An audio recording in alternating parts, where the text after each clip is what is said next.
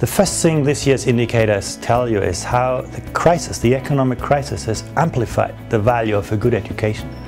You can see that reflected in the employment gap between those with a university degree and those who left school early, which has widened very significantly over the last few years.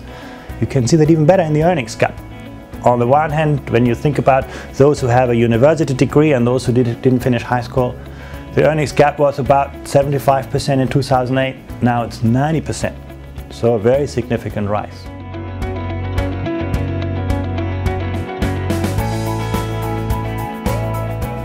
At the very same time, the indicators also tell you that the long-term trend of increasing investments in education that we have seen over many years has come, at least temporarily, to a halt.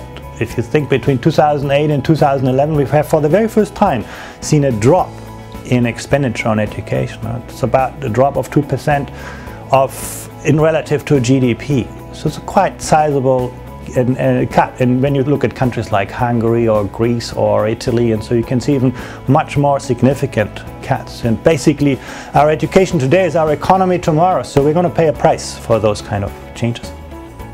There's a strong link between education and employment, education and earnings.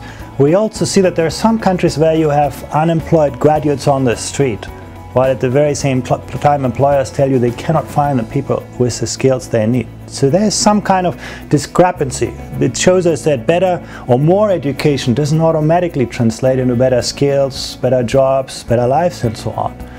And what the indicators show is that those countries that have a more sort of stronger vocational tradition in education actually do much better in getting young people quickly into jobs.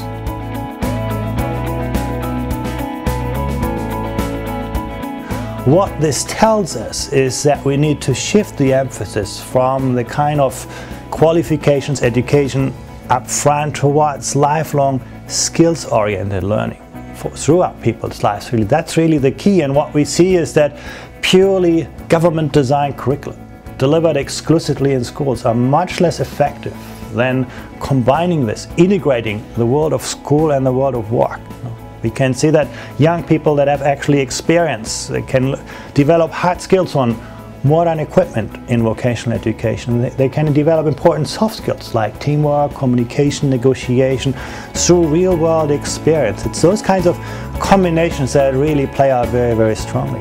At the very same time, in the long term, the value, the economic value, the social value of a good university education remains unsurpassed. And that's why this shouldn't become a question of pushing young people into either an academic qualification or a vocational one, but about providing the right mix of generic and vocational skills for everybody.